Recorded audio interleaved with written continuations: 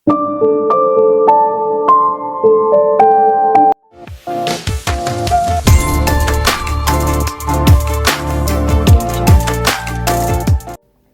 இந்த கேங்ஸ்டர் பாஸை கொன்னுட்டாங்களா என்ன ஏதுங்கிறது தெரியல. ஆனால் தேவோன் ரிலீஸ் ஆகி போயிட்டாங்க. இப்போ வரைக்கும் நடந்ததில் சாதாரண விஷயம். நம்ம நயனா இதுக்கப்புறம் நிறைய விஷயங்களை ஃபேஸ் பண்ண போகிறாங்க. அது என்னென்னு அப்படிங்கிறது எல்லாத்தையும் நம்ம கண்டினியூவாக பார்த்துக்கலாங்க. அதுக்கு முன்னாடி என்னோட வாய்ஸ் ஓவர் நரேஷன் ஸ்டோரியெல்லாம் பிடிச்சிருந்தா லைக் பண்ணிட்டு பாருங்க. அப்படியே உங்கள் ஃப்ரெண்ட் அண்ட் ஃபேமிலி கூட ஷேர் பண்ணிக்கோங்க. இது வரைக்கும் யாராவது சப்ஸ்கிரைப் பண்ண பார்த்துட்டு இருந்தீங்கன்னா மறக்காம சப்ஸ்கிரைப் பண்ணிக்கோங்க. இந்த எபிசோட ஸ்டார்டிங் சீன்ல வெளியே வந்துட்டாரு இல்லையா நம்ம தேவோன், அவரை பார்க்கறதுக்காக அவங்க தோஸ்துங்கெல்லாம் வராங்க. வந்ததுல ஒருத்தர் வந்துட்டு கேட்பாரு, ஏய் உள்ள இந்த கேங்ஸ்டர் என்னடா பண்ண அப்படிங்கிறப்போ அவனை பேச்சு மூச்சு இல்லாம ஆக்கிட்டேன், ஒன்றும் பிரச்சனை இல்லை அப்படிங்கிறாங்க. எனக்கு தெரிஞ்சு தேவோன் உள்ள வந்ததே அவரை சைலண்ட் ஆக்கிறதுக்கு தான் போல இருக்கு. இது தோஸ்து கிட்ட சொன்னது அவன் செம்ம சந்தோஷத்துல. இதுக்கப்புறமாக சிலப்பா மார்க்கெட்ல நம்ம அதுக்கு தாண்டா நீ அங்க வேலை செய்யறதுக்கான நேரம் வந்துருச்சு, வாடா போலாம் அப்படின்னு சொல்லிட்டு கூப்பிட்டு போறாங்க தேவோன்னு. அதுக்கப்புறமாக தான் கேங்ஸ்டர் இப்படி இருக்காரு அப்படிங்கறத மற்ற கைதிகள்லாம் பாக்குறாங்க. இன்ஃபர்மேஷன் சீஃபுக்கு ஜெயிலருக்கெல்லாம் போகுது, அவங்க எல்லாம் வந்து பாக்குறாங்க. ஆக்சுவலா கேங்ஸ்டர் சாகல, இங்க உயிரோட தான் இருக்காரு. ஆனா அவரால் யாரையும் பார்த்து ரெகனைஸ் பண்ண முடியல, பேச முடியல. கிட்டத்தட்ட நோக்கு வருவ மாதிரி என்னத்தையும் ஒன்று வந்துட்டு நம்மளோட தேவோன் யூஸ் பண்ணியிருக்காங்க.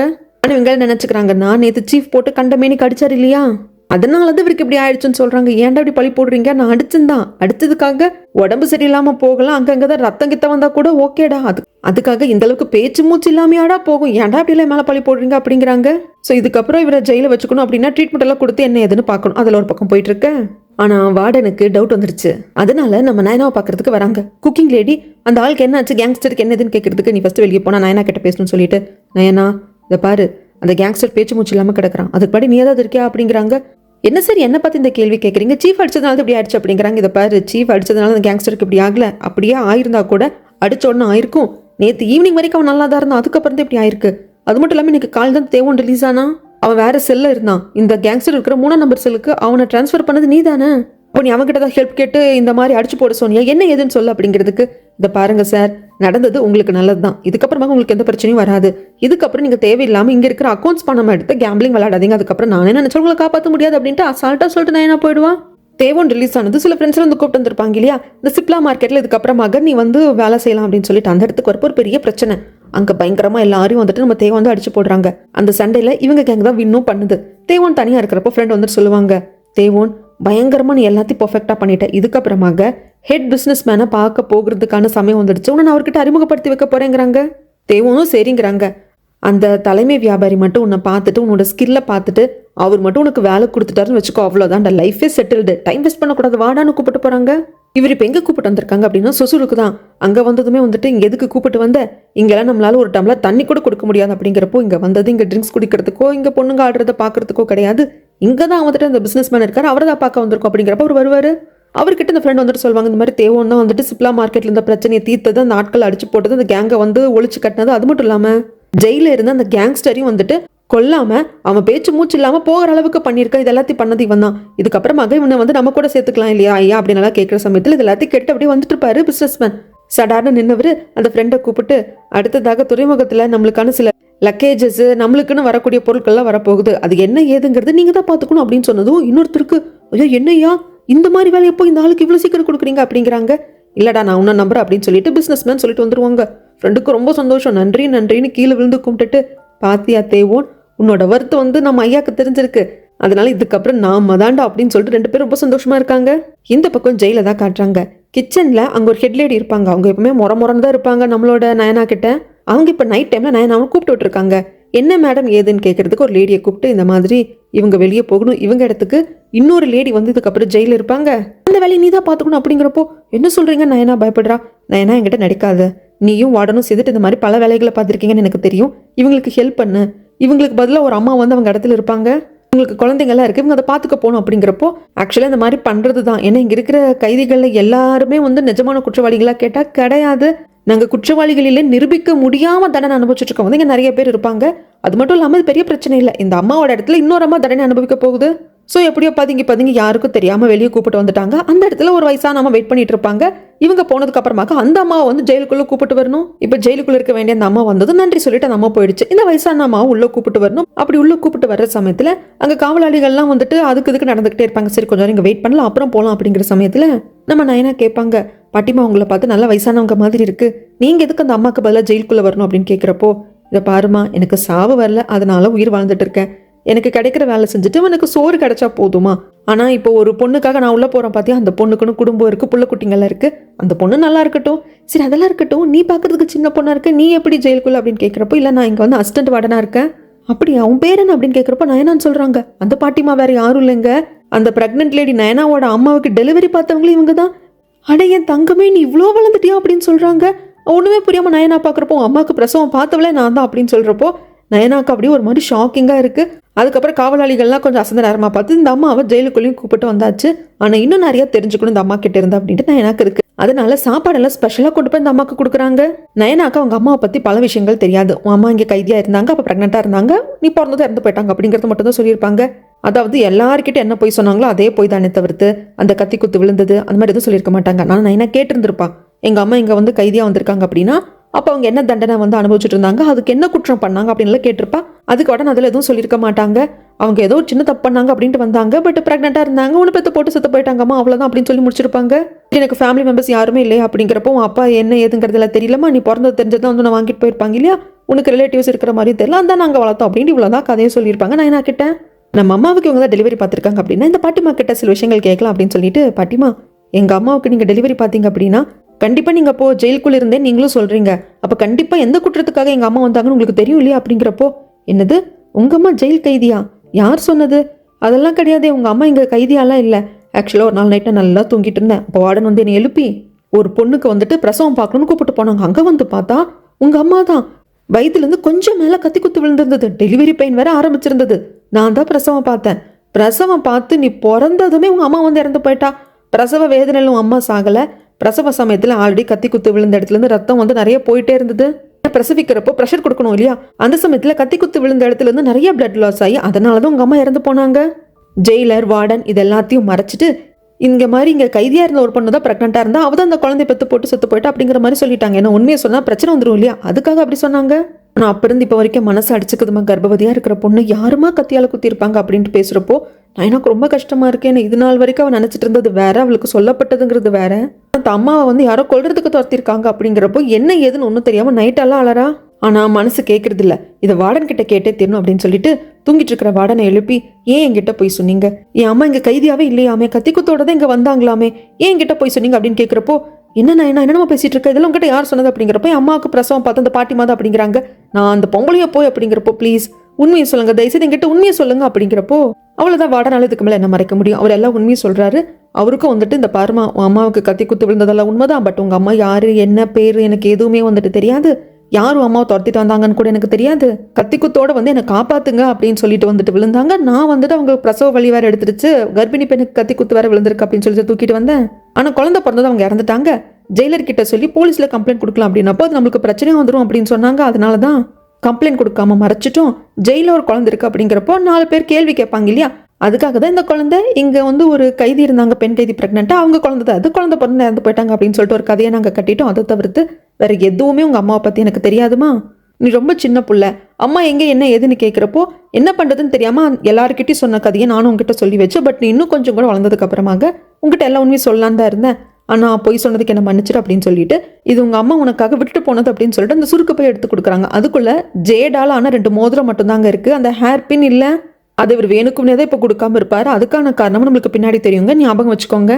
சரி, என் அம்மாவை எங்கே புதைச்சிருக்கீங்க, அவங்க கல்லறை எங்கே இருக்குது அப்படின்னு சொல்லி கேட்குறப்போ, மன்னிச்சிருமா கல்லறையெல்லாம் எங்கேயும் கிடையாது, ஏன்னா எப்படி ப்ராப்பராக அவங்கள புதைச்சி கல்லறை வைக்க முடியும், அதனால் ஊருக்கு வெளியே இந்த பொணங்கள் எல்லாத்தையும் வந்து புதைக்கக்கூடிய எரிக்கக்கூடிய சுடுகாட்டில் உங்கள் அம்மாவோட டெட் பாடியை நாங்கள் வந்துட்டு புதைச்சிட்டோம், ஆனால் எந்த இடத்துல புதைச்சிருக்கு அப்படிங்கிற அடையாளம் அந்த மணல் மேடு கூட இல்லாமல் புதைச்சிட்டோம் அப்படின்னு சொல்ல அந்த இடத்துல வந்து நின்றுட்டு நயனா ரொம்ப வேதனைப்படுவா. ஏன்னா அங்கே இன்னும் இறந்து போனவங்களெல்லாம் வந்துட்டு அவங்க சொந்தக்காரங்க எடுத்துகிட்டு வந்து புதைக்கிறதுக்கு மனசு இல்லாமல் அழுகிறது, என்னை விட்டு போயிட்டீங்களா அப்படின்னு கதற அந்த இடத்தையெல்லாம் பார்க்குறப்போ இங்கே தான் என் அம்மா எங்கேயோ புதைக்கப்பட்டிருக்கா, எங்கேன்னு தெரியல அப்படின்ட்டு ரொம்ப ஃபீல் பண்ணி அழுவா. ஆனால் இப்போ நயனாவோட மனசில் தோன்ற ஒரே ஒரு விஷயம், நம்ம அம்மா இந்த ஜெயிலில் கைதியாக இல்லை அப்படின்னா நம்ம அம்மாவை யாரோ துரத்திட்டு வந்து கத்தியால் குத்திருக்காங்க அப்படின்னா அதுக்கான காரணம் என்ன அப்படின்னு கண்டுபிடிக்கணும். ஆனால் அவங்க அம்மா விட்டு போன ஒரே க்ளூ அந்த ஜேடாலான 2 மோதிரம் தான். அதுக்கப்புறமாக இங்கே நம்ம தேவோனை தான் காட்டுறாங்க, எப்படி வியாபாரம் பண்ணுறது, எப்படி லாபம் சம்பாதிக்கிறது அப்படின்னு சொல்லிட்டு நிறைய திட்டங்களை வகுத்துட்டு இருக்காங்க. அவங்க ஃப்ரெண்ட்ஸ் கூட சேர்ந்து டிஸ்கஸ் பண்ணிட்டு இருக்காங்க. இந்த பக்கமாக ஜெயில தான் காட்டுறாங்க. மே 5வது நாள் ஏதோ செலிப்ரேட் பண்ணுவாங்களாங்க, அதனால அரண்மனையிலிருந்து ஃபுட்டெல்லாம் வந்திருக்கு, நம்ம அரசர் கொடுத்துருக்காங்க அப்படின்னு சொல்லிட்டு சொல்ல கைதிகளுக்கெல்லாம் ரொம்ப சந்தோஷம். ரொம்ப நாளைக்கு அப்புறமாக நல்லா நிறைய சாப்பிட்றாங்க. சீஃப் ஜெயிலர் வார்டன் சொல்லிட்டு எல்லாரும் ட்ரிங்க்ஸ் பண்ணிட்டு ரொம்ப ஹாப்பியாக இருக்காங்க. சாப்பாடு எல்லாருக்கும் கொடுத்துட்டு வந்துட்டு இருக்கிற சமயத்தில் அப்படி கிராஸ் ஆகி போகிறப்போ ஒரு டோர் மட்டும் ஓப்பனில் இருக்கிறத பார்க்குறா. உள்ள வந்து வெளிச்சம் இருக்குது. அந்த வெளிச்சம் வெளியே வந்து லைட்டாக அடிக்கிறத பார்க்குறா. நயனா என்ன தெரியுமா யோசிக்கிறா, ஒரு வாட்டி நயனா கேட்டிருந்திருப்பா ஏன் இந்த டோர் எப்பவும் பூட்டியே இருக்குது என்ன ஏதுன்னு சொல்லிட்டு வார்டன் கிட்ட. அப்போ வார்டன் சொல்லியிருப்பாங்க, நானே இங்கே பல வருடங்களாக வேலை செய்கிறேன், எனக்கே தெரியாது இந்த டோருக்குள்ளே போகிறதுக்கான அதிகாரம் வந்து சீஃபுக்கு ஜெயிலருக்கு மட்டும்தான் இருக்குது, எனக்கு என்ன இருக்குது ஏது இருக்குன்னு தெரியாதுமா அப்படின்னு சொல்லியிருப்பாங்க. ஆனால் இப்போ அந்த டோர் பூட்டப்படலை, லைட்டாக ஓப்பனில் இருக்குது, என்ன வெளிச்சம் வெளியே தெரியுது. அதனால ஒரு கியூரியாசிட்டியில் உள்ளே போய் பார்க்குறா. அது ஒரு ரூம் மாதிரி தான் தெரியுது. கையில் வந்து ஃபுட்டு வச்சிருப்பாளா, அங்கே ஒரு ஷெல்ஃப் மாதிரி இருக்கும், அதில் வச்சுட்டு இது என்னென்ன பொருட்கள்னு பார்க்கலாம் அப்படிங்கிறப்போ அப்படி இந்த சாப்பாடு தட்டை அந்த செல்ஃபில் வச்சதும் பக்கத்தில் இருக்கிற செல்ஃப் அப்படியே ஓப்பன் ஆகுது. உள்ளே வந்து பார்த்தா ஒரு சுரங்கப்பாதை மாதிரி கீழே போகுது. அதுக்குள்ளே நயனா வர்றா. என்னடா இது இப்படி ஒரு இடமா அப்படின்னு சொல்லி வந்துகிட்டே இருக்கிறப்போ யாரோ ஒருத்தர் உள்ள இருக்காங்க. அந்த சவுண்டு கேட்குது. இந்த தொண்டையை அடைச்சிக்கிட்டு இருமனா இப்படி இருக்கும் அந்த மாதிரி சவுண்டு கேட்குது. அந்த தசை நோக்கி வர சமயத்தில் இங்கேயும் வந்து ஒரு ஜெயில் மாதிரி தான் இருக்கு. அதில் ஒருத்தர் மட்டும் தான் இருக்காரு. அவருக்கு சோக் ஆயிடுச்சு சாப்பிட்டு இருக்கிறப்போ. இதை பார்த்து நயனாக்கு என்ன பண்ணுறது ஏது பண்ணுறதுன்னு தெரியல. டக்குன்னு ஓடி வந்து கிச்சனுக்கு தண்ணியும் உப்பு எடுத்துட்டு வந்து இவருக்கு தண்ணி உப்புன்னு வாயில நிறைய போட்டு போட்டு விடுறா. அதன் வகையில் இவர் வாமிட் எடுக்கிறாரு. ஃபுட்டு தொண்டில் போய் அடிச்சு சோக் ஆச்சு இல்லைங்களா, அதுவும் சரியா போதும். அந்த சமயத்தில் அப்படியே அந்த ரூம்பை பார்க்குறா. இவர் பல வருஷமா இங்கே இருப்பார் போல இருக்கு அப்படிங்கிற மாதிரி நயனா வந்து அனலைஸ் பண்ணுறா. அடுத்த நாள் விடியுதுங்க. சீஃப் ஜெயிலரை கூப்பிட்டு அந்த பார்க் எப்படி இருக்காங்க அப்படின்னு கேட்குறப்போ நல்லா இருக்காரு, நேற்று தான் விருந்தாச்சே அவருக்கும் கொண்டு போய் கொடுத்தேன், நல்லா சாப்பிட்டு நல்லா இருக்காரு, சரி நானும் அவரை பார்க்க போகணும் அப்படின்ட்டு வராங்க. வேறு யாரும் இல்லைங்க, அந்த தனி சிறையில் சுரங்கப்பாதை எல்லாம் போய் இருக்கிற இடத்துல இருக்கிற சிறையில் இருக்காரு இல்லைங்களா, அவர் பேர் தான் பார்க். அந்த இடத்துக்கு இவங்க வர்றதுக்கு நயனா பார்த்துட்டு அப்படியே ஒதுங்கி நின்று அவங்க என்ன பேசுகிறாங்க எது பேசுகிறாங்கன்னு சொல்லிட்டு கேட்பா. அப்போ வந்து சீஃப் கேட்பாங்க, 20 வருஷமா இந்த இடத்துல ஏன் இந்த பார்க் அடைச்சி வச்சிருக்காங்க அப்படின்னு கேட்கறதுக்கு ஜெயிலருக்கும் எனக்கும் அவர் என்ன குற்றம் பண்ணாருன்னு தெரியல சார், அடைச்சி வச்சிருக்காங்க பார்த்துக்க சொன்னாங்க அவ்வளோதான் எனக்கு தெரியும் அப்படின்ட்டு அந்த இடத்துக்கு வந்து லாக் ஓப்பன் பண்ணி போகிறாங்க. இது எல்லாமே வந்து நயனாக்கு கேட்குது. அப்போ தான் நயனா நோட்டீஸ் பண்ணுறா இந்த இடத்துக்கான சாவி அப்படிங்கிறது ஜெயிலர் கிட்ட தான் இருக்குன்னு சொல்லிட்டு. ஜெயிலர் அந்த சிறைக்குள்ளே போயிட்டு பார்க்கெல்லாம் பார்த்துட்டு வந்தாச்சு. அதுக்கப்புறமாக அவர் மேலே எதிர்ச்சியாக இடிக்கிற மாதிரி இடிச்சு அந்த சாவியை எடுத்துக்கிறா. அதை ஒரு சிறை கைதி கிட்ட கொண்டு கொடுத்து எனக்கு இந்த சாவிக்கான காப்பி பண்ணி கொடுங்க அப்படின்னு சொல்லி கேட்குறப்போ இது என்ன ஏதுன்னு கேட்குறாங்க. அதெல்லாம் உங்களுக்கு வேண்டியதில்லை, நீங்கள் டக்குன்னு எனக்கு இந்த சாவிக்கு இன்னொரு டூப்ளிகேட் காப்பி வந்து எடுத்து கொடுங்க அப்படின்னு சொல்லிட்டு உங்களுக்கு சாப்பாடு கொடுக்குறேன்ட்டு கொடுக்குறா. இவளுக்கு டூப்ளிகேட் கீயும் கிடச்சிருச்சு. இப்போ இந்த இடம் பூட்டியே இருந்தாலும் நயனாவால் உள்ள வர முடியும். அதே மாதிரி வந்துட்டு அவர் வந்து கூப்பிடுறான் ஐயா ஐயான்னு கூப்பிடுறப்போ அவர் தூங்கிட்டு இருக்காரு என்னன்னு தெரியல, பேச்சே கொடுக்க மாட்டேன்றாரு. ஐயா அப்படின்னு சொல்லிட்டு கையை தொட்டு எழுப்பலாம் அப்படிங்கிறப்போ அவர் டக்குன்னு கழுத்தை பிடிச்சிடுவாரு. யார் நீ, எதுக்காக இங்கே வந்து என்ன பண்ணுற அப்படிங்கிறப்போ ஐயோ நான் நேற்று வந்து இங்கே நான் வார்டனா இருக்கேன், இது நீங்கள் ரொம்ப ஒரு மாதிரி சீரியஸாக இருந்தீங்கல்ல, இப்போ நல்லா இருக்கீங்களா என்னன்னு பார்த்துட்டு போகலாம் தான் வந்தோம் அப்படிங்கிற சமயத்தில் ஆமாம் எனக்கு உப்பும் தண்ணியும் தேவைப்பட்டுச்சு உனக்கு எப்படி தெரியும் அப்படிங்கிறாங்க.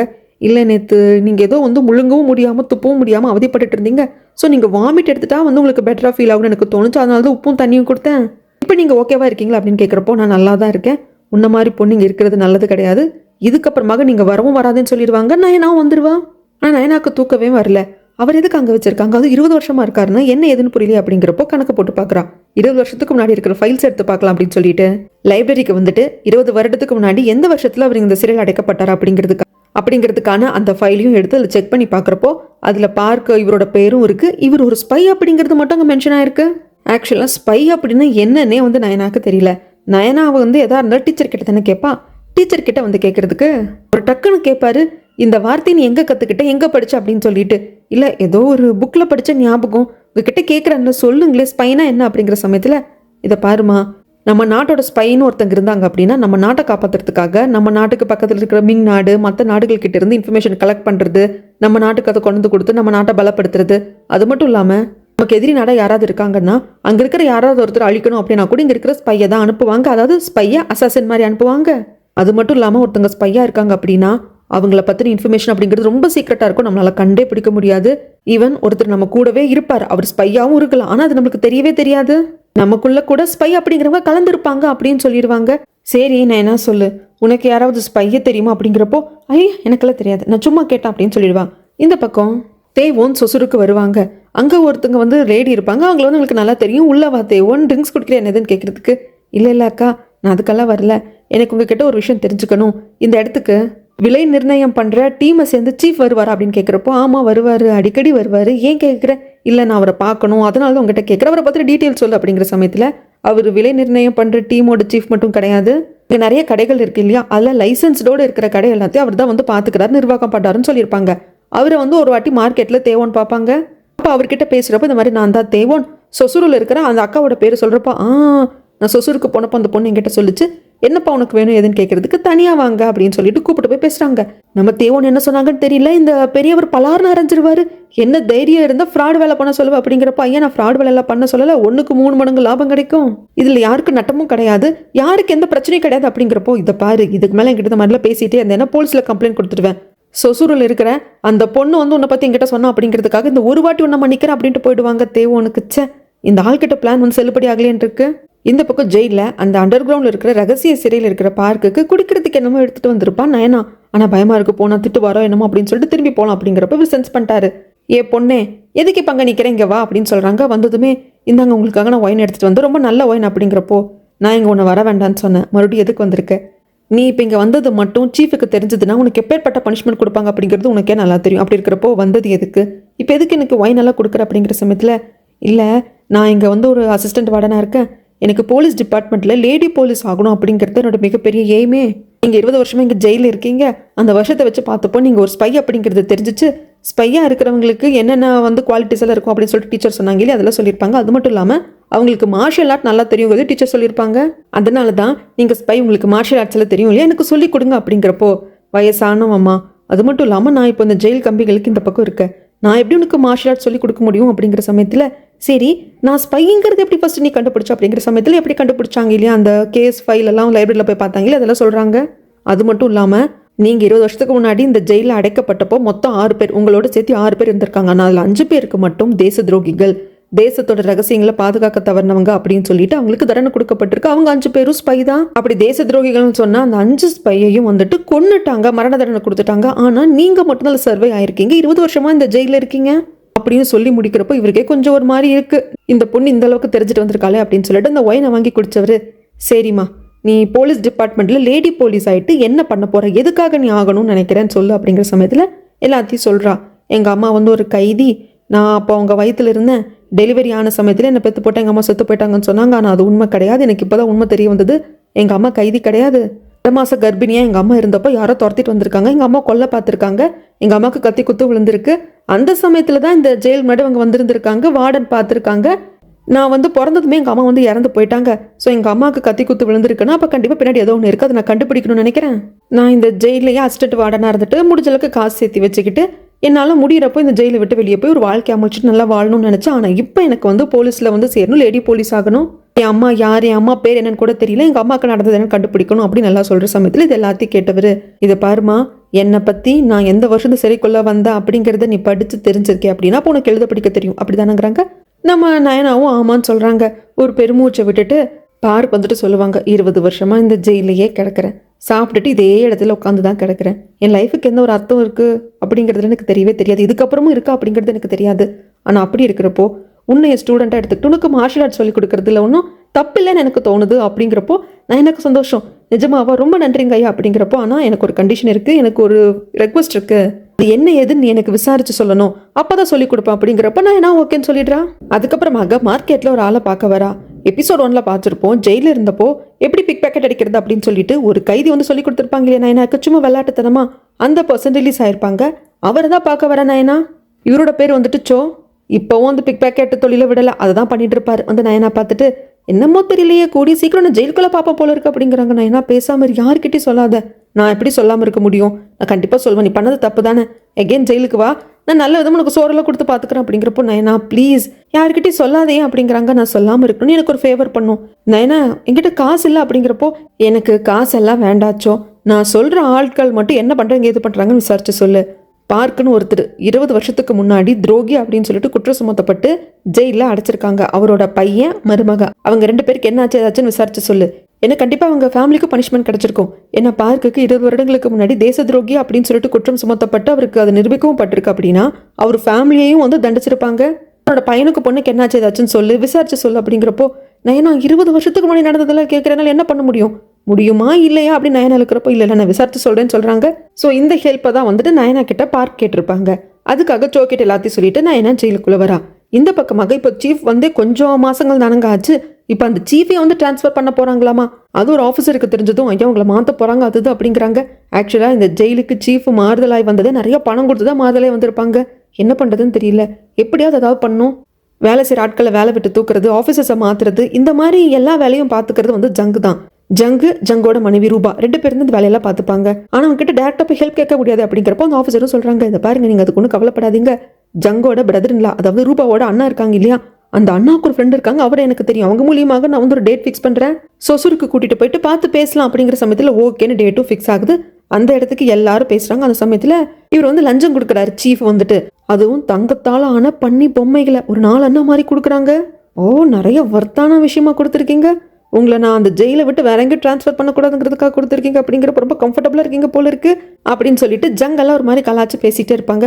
ஆமாங்கய்யா, என்ன ட்ரான்ஸ்ஃபர் பண்ணாதீங்கய்யா அப்படின்னு சொல்லிட்டு சீஃப் சொல்லிகிட்டே இருக்கிறப்போ, ஆனால் என்னதான் சொன்னாலும் என் மனசு சமாதானம் அடையல. கரெக்டான ரீசன் இல்லையே. என்னதான் நீங்கள் பணம் கொடுத்துட்டீங்க அப்படின்னாலும் அது நல்ல ரீசனாக படலையே அப்படிங்கிறப்போ, சார் ஜங், உங்களுக்கு ஒன்று சொல்லட்டுமா, ஒரு பெரிய ரகசியம் கிட்ட இருக்கு. அப்படியே நீங்கள் ஆணு வாயை பொழந்துக்கிற மாதிரியான ரகசியம், அதை நான் சொல்லட்டுமா அப்படிங்கிறாங்க. அப்படியா, அப்படின்னு பில்டப் கொடுக்குற ரகசியம் சொல்லு, அதுக்கப்புறம் அது ஒர்த்தா இல்லையா நான் சொல்கிறேன் அப்படிங்கிற சமயத்தில் பக்கத்தில் இருக்கிற அந்த ஜிங்சா போடுற ஆஃபீஸரை வந்துட்டு அனுப்பிச்சிடுறாரு சீஃப். நீ வெளியே போன்னு சொல்லிட்டு அதுக்கப்புறமாக சொல்கிறாங்க, இதை பாருங்க, நான் இப்போ ஒர்க் பண்ணிட்டு இருக்கேன் இல்லையா சீஃபா, அந்த சிறையில் வேற ஒரு சிறை இருக்குது, ரகசிய சிறை, அதுவும் அண்டர் கிரவுண்டில் இருக்குது, அது யாருக்குமே தெரியாது. அங்கே ஒரு நபரை வந்து அடைச்சி வச்சிருக்காங்க 20 வருஷமா. ஆனால் அங்கே அந்த நபரை அடைச்சி வச்சிருக்காங்க அப்படிங்கிறது வெளி உலகத்தில் யாருக்குமே தெரியாது. சீஃபான எனக்கும் ஜெயிலருக்கும் மட்டும்தான் தெரியும். அதை தாண்டி மினிஸ்டர்ஸில் எத்தனை பேருக்கு தெரியும் அப்படிங்கிறதுல எனக்கு தெரியாது, ஆனால் வேறு யாருக்கும் தெரியாது அப்படிங்கிறாங்க. சரி, அப்படி அங்கே எந்த கைதி அடைச்சி வச்சிருக்காங்க அப்படின்னு கேட்குறப்போ, அந்த கைதியோட பேர் பார்க் அப்படின்னு சொல்ல திக்குன்னு ஆயிடுது ஜங்குக்கு. என்னது பார்க்கா, அப்போ பார்க் சாகலே அப்படின்னு சொல்லிட்டு ஜங்கும் ரூபாவோட அண்ணாவும் ஒருத்தர் மாற்றி மாற்றி பார்த்துப்பாங்க. நான் உடனே பார்க்கணும், கிளம்பு அப்படின்னு சொல்லிட்டு ஜெயிலுக்கு வராங்க. இவங்க சீஃபும் கூட்டிகிட்டு வராங்க. இந்த பக்கம் பார்க்க பார்க்கறதுக்காக அந்த சிறைக்குள்ளே வந்துட்டு நயனா வந்துட்டு ஒரு மாதிரி சோகமாக உட்காந்துருக்கிறப்போ, சொல்லுமா, நான் சொன்ன மாதிரி விசாரிச்சிட்டியா, அதை சொல்கிறதுக்காக தான் வந்திருக்கேன்னு தெரியுது, ஏன் மூஞ்சி தொங்க போட்டு உட்காந்துருக்க, சொல்லுமா, எதுவாக இருந்தாலும் சொல்லு அப்படிங்கிறப்போ, ஐயா நீங்கள் தேச துரோகி அப்படின்னு குற்றம் சுமத்தப்பட்டு 20 வருஷத்துக்கு முன்னாடி ஜெயிலுக்கு வந்தீங்க இல்லையா, அப்போ நீங்கள் வந்த மறாவது வருஷமே உங்கள் மகன் வந்து இறந்து போயிட்டாரு. அவர் இறந்து போனதுமே அவரோட மனைவி உங்கள் மருமக வந்து அவங்க உயிரை அவங்களே எடுத்துக்கிட்டாங்க. 2 பேருக்கு ஒரு ஆண் குழந்தை இருக்குது, அதாவது உங்களோட பேரன், அப்போ அவனுக்கு 4 வயசு. இப்போ அந்த பையன் லோக்கல் சிவில் கோர்ட்டில் ஒரு சர்வெண்ட்டாக இருக்கான் அப்படின்னு நான் கேள்விப்பட்டேன். பட் யார் என்னன்னு என்னால் நல்லா ஐடென்டிஃபை பண்ண முடியலைங்கய்யா அப்படின்னு சொல்லிட்டு விசாரிச்சது எல்லாத்தையும் வந்துட்டு நான் என்ன சொல்கிறேன், அவருக்கு அப்படியே துக்கம் தொண்டை அடைக்குது. இருந்தாலும் நன்றிம்மா, இந்த அளவுக்கு நீ விசாரிச்சு சொன்னதுக்கு ரொம்ப நன்றி அப்படிங்கிறப்போ கரெக்டாக இவங்க ஜெயிலுக்குள்ளேயும் வந்துட்டாங்க. அந்த இடத்துக்கு சீஃப் கூட்டிகிட்டு வராங்க. இவங்க வர சமயத்தில் அங்கே நயனா போயிருப்பா. கிட்ட வந்து அந்த ஜங்க் இருந்துட்டு, கிட்டவா, அந்த சிறைக்குள்ள இருக்கிற நம்ம பார்க்க பார்த்துட்டு கூப்பிடுறப்போ பார்க் கொஞ்சம் உள்ள தள்ளி உட்காந்துருப்பாரு. அவர்கிட்ட வரமாட்டாரு. ஆனால் காலடி சத்தத்தை வச்சு பார்க்குறப்போ வந்திருக்கிறது கண்டிப்பாக சீஃப் கிடையாது. அப்போ இந்த ஜெயிலை நிர்வகிக்கிற சீஃப் இல்லைன்னா யாரு நீ அப்படின்னு சொல்லி கிட்ட வந்து பார்க்குறப்போ ஜங்க பார்த்ததும், டேய் ஆண்டவங்கிட்ட நான் வேண்டின வேண்டுதல் வீண் போகலடா, நான் சாகிறதுக்குள்ள நான் பார்க்கணும்னு நினச்சேன், நான் என் கையால் கொள்றதுக்கு இன்னும் வாய்ப்பு இருக்குன்னு ஆண்டவன் சூசகமாக சொல்லிட்டான் அப்படிங்கிறப்போ ஜங்க இருந்துட்டு, நீ எப்போவோ செத்து இருக்கணும், நீ எப்படி உயிரோட இன்னும் 20 வருஷம் ஆச்சு இங்கே இருக்க அப்படிங்கிறது எனக்கு தெரியல, நீ என்ன கொல்ல போறியா அப்படிங்கிறாங்க. இதை பாரு ஜங், இங்கே நான் சாப்பிட்டு பேசாமல் கிடக்கிறேன், என்னால் என்னோட உயிரை எடுத்துக்க முடியாது, நான் தற்கொலை பண்ணிக்க மாட்டேன், அதனால தான் நான் இங்கே கிடக்கிறேன், வேணா நீ என்னை கொன்னுடு, ஆவியாக வந்தாலாவது நான் உன்னை பழி தீர்த்தே தீர்வேண்டா அப்படிங்கிறப்போ ஜங்கு ரொம்ப இதாக சிரிக்கிறான். அதுக்கப்புறமாக பயங்கர அப்செட்டாக வீட்டுக்கு வந்துடுவான். ஜங்கு கிட்ட வந்துட்டு ரூபா கேட்பா, ஏன் இப்படி அப்செட்டாக இருக்கீங்க, என்ன எதுன்னு கேட்குறப்போ, இந்த மாதிரி அந்த பார்க் உயிரோட இருக்கா அப்படிங்கிறாங்க. பார்க்கா, எந்த பார்க் எதுன்னு கேட்க இந்த மாதிரி எல்லா கதையும் சொல்கிறாங்க. அவன் ஒரு ஸ்பையாக இருந்தான், சில எனக்கு எகென்ஸ்டாக மாறினா என்னை 2 வாட்டி கொல்ல பார்த்தான், அந்த சமயத்தில் அவனோட சேர்த்து 6 பேரை நாங்கள் கைது பண்ணோம், இந்த நாட்டோட தேச துரோகிகள் அப்படின்னு சொல்லிட்டு அவங்க 6 பேரையும் நாங்கள் கொண்டுட்டோம், அதில் 5 பேர் தான் செத்துருக்கானுங்க, ஆனால் இந்த ஆள் இன்னும் உயிரோட தான் அந்த சிறையில் இருந்திருக்கான், எனக்கு அதுதான் ஒன்றும் பிடிபடலை அப்படிங்கிற சமயத்தில் இந்த பார்க் இந்த சிறையில் இந்த மாதிரி அண்டர் கிரவுண்ட் ஜெயிலில் இருக்கான் அப்படிங்கிறது யாருக்கெல்லாம் தெரியும் அப்படின்னு சீஃப் கிட்ட கேட்டப்போ சீஃப் வந்து சொல்லியிருப்பாங்க, இந்த பார்க் இந்த மாதிரி இந்த சிறையில் அடைக்கப்பட்டிருக்காங்க அப்படின்னு சொல்லிட்டு இங்கே நான் ட்ரான்ஸ்ஃபர் ஆகி வர்றப்போ என்கிட்ட சொல்லி பார்த்துக்க சொல்லி சொன்னது வந்துட்டு குயினோட பர்சனல் கார்டாக இருக்கிறவர் தான் அப்படிங்கிறாங்க. இது எல்லாமே வந்துட்டு இப்போ ரூபா கிட்ட சொல்கிறதுக்கு, அப்போது குயினோட பர்சனல் கார்டாக இருக்கிறவர் குயினுக்கு வந்து ரொம்ப விசுவாசமாக இருக்கக்கூடிய பர்சன், அப்போ அவருக்கு தெரிஞ்சிருக்கு அப்படின்னா குயினோட அனுமதியோட தான் அந்த பார்க் உயிரோட இருந்திருக்கான், அப்போ பார்க் இவ்வளோ வருஷங்களாக உயிரோட இருக்கானா அதுக்கு காரணம் குயின் தான் அப்படிங்கிறாங்க. கூட்டி கழிச்சு பார்க்குறப்போ ஜங்கு ஆமான்னு ஒத்துக்கிறாங்க. அடுத்த நாள் குயினை பார்க்க வராங்க. வந்ததுமே ராஜமாதா என்ன நடந்துட்டு இருக்கு, அந்த பார்க் இன்னும் உயிரோட இருக்கான், அவன் நம்மளுக்கு எகென்ஸ்ட் ஆனவன், அவனை இவ்வளோ தூரம் உயிரோட விட்டு வச்சிருக்கவே கூடாது, அவன் உயிரோட இருக்கிறதுக்கு காரணம் நீங்கள் தான், ஏன் இதெல்லாம் பண்ணிட்டு இருக்கீங்க, உடனே அவனை கொல்லணும் அப்படிங்கிறப்போ, இதை பாரு ஜங், நீ சொன்ன எல்லாத்தையுமே நான் பண்ணியிருக்கேன், ஏன் எதுக்குன்னு கேள்வி கேட்காம பண்ணியிருக்கேன், ஆனால் இது எனக்கு சம்மந்தப்பட்ட விஷயம், நீ இதை அவத்தோட விட்டுடு, பார்க்குக்கு எதுவும் வாங்கக்கூடாது, பார்க்குக்கு எதர்ச்சியாக ஏதாவது ஆனால் கூட நான் உன்னதான் சந்தேகப்படுவேன், உன்னை நான் மன்னிக்கவே மாட்டேன் புரிஞ்சுது அப்படின்னு சொல்லி அனுப்பிச்சிருவாங்க. என்ன பண்ணுறதுன்னு ஜங்குக்கு தெரியல, வெளியே தான் ரூபா வெயிட் பண்ணிட்டு இருப்பா. வந்ததும் ஜங்கு கிட்ட என்னங்க ஆச்சு ஏதாச்சுன்னு கேட்கறதுக்கு, இல்லை ராஜமாதா வந்து ரொம்ப ஸ்ட்ராங்காக ஸ்டபனாக இருக்காங்க, நம்மளால் பார்க்க எதுவும் பண்ண முடியாது, என்னங்க அந்த நம்மளுக்கே த்ரெட்டனாக இருப்பாங்க, எனக்கு புரியுது ரூபா, ஆனால் ராஜமாதாவை மாரி ஒன்றும் பண்ண முடியாது அப்படின்னு சொல்லிட்டு இவங்க வந்துடுவாங்க. அதுக்கப்புறம் ராஜமாதாவை தான் காட்டுறாங்க. ஒரு மாதிரி ரொம்ப சோகமாக இருப்பாங்க. அதுக்கப்புறம் தயாராகிட்டு தன்னோட பர்சனல் கார்டை கூப்பிட்டு எல்லாம் தயாராக இருக்க நம்ம கிளம்பலாமான்னு கேட்குறாங்க. கிளம்பி எங்கே வராங்க அப்படின்னா பார்க்க பார்க்கறதுக்காக தான். ஆனால் டேரெக்டாக வந்து பார்க் கிட்ட பேசுறதில்ல, தள்ளி நின்று பார்க்க வந்து பார்த்துக்கிட்டே இருப்பாங்க. அந்த சமயத்தில் யாரோ வந்திருக்காங்க அப்படின்னு பார்க்குக்கு சென்ஸ் ஆகிடுது. அங்கே நிற்கிறது யாராக இருந்தாலும் வாங்க, சீஃபா ஜெயிலரா யார் அது இல்லை வேற யாராவது அப்படின்னு சொல்லி கேட்குறப்போ இங்கிருந்து பார்க்குற அவருக்கு அங்கே நிற்கிறது யாருன்னு எக்ஸாக்டாக தெரியல, யாரோ நிற்கிறாங்கன்னு மட்டும்தான் தெரியும். ஆனால் ராஜமாதா அங்கேயே நின்று பார்த்துட்டு போதும், இப்படியே நின்று பார்த்ததே போதும், கிளம்பலாம் வாங்கன்ட்டு அங்கேருந்து வந்துடுவாங்க. அதுக்கடுத்த நாள்ல இருந்து நம்ம நயனாக்கு பார்க் ட்ரைனிங் கொடுப்பாங்க. ஃபர்ஸ்ட் மணலால் ஒரு பேக்கப் பண்ணிக்கோ அப்படின்னு சொல்கிறாங்க. ஏன்னா ஒர்க் அவுட் பண்ணுவோம் இல்லையா, அதுக்காக. அது மட்டும் இல்லாமல் ஒரு மனுஷனோட பாடியில் 361 ப்ரெஷர் பாயிண்ட் இருக்கு. நீ உங்ககிட்ட ஆயுதமே இல்லைனா கூட அந்த ப்ரெஷர் பாயிண்ட்டை நீ பயன்படுத்திட்டு ஒரு ஆளை நிலக்குலைய செய்ய முடியும். அந்த பர்சனோட உயிர் போகாது, ஆனால் செயல்பட முடியாமல் அந்த ஆளை வந்து நீ படுத்த படுக்கையே ஆக்க முடியும் அப்படின்னு சொல்லிட்டு நிறைய விஷயங்கள் சொல்லி கொடுப்பாங்க. அப்புறம் மிங் லாங்குவேஜ் சொல்லி கொடுப்பாங்க. எல்லாத்தையும் இப்படி படி அப்படி படின்னு சொல்லிட்டு கைட் பண்ணிட்டே வருவாரு. டெய்லியும் மலையில இவ்வளோ தூரம் போகணும் இறங்கணும் அப்படின்னு சொல்லிட்டு எல்லா இன்ஸ்ட்ரக்ஷனும் கொடுத்துக்கிட்டே வருவாங்க. அதுக்கப்புறமாக ஒரு வாட்டி எதிர்ச்சியா துறைமுகத்துக்கு ஏதோ ஒரு வேலையா வந்து நம்ம நயனா வர்றப்போ நம்ம தேவோனை பார்த்துருவாங்க. தேவோன் அடையாளம் கண்டுக்கிட்டு ஏ பாப்பா நல்லா இருக்கியா அப்படின்னு சொல்லிட்டு கேட்பாங்க. நான் நல்லா இருக்கேன், நீங்கள் நல்லா இருக்கீங்களான்னு போக பார்க்க, இதை பாரு சிறையில் இருந்தப்போ நீ எனக்கு ஒரு உதவி பண்ணியிருக்க, ஸோ இப்போ நான் அந்த உதவிக்கு வந்து திருப்பி வந்து கொடுக்க வேண்டியது இருக்குது, உனக்கு என்ன வேணும்னு கேளு அப்படிங்கிறப்போ எனக்கு அதெல்லாம் ஒன்றும் வேண்டாங்க, வழியை விடுங்க அப்படிங்கிறாங்க.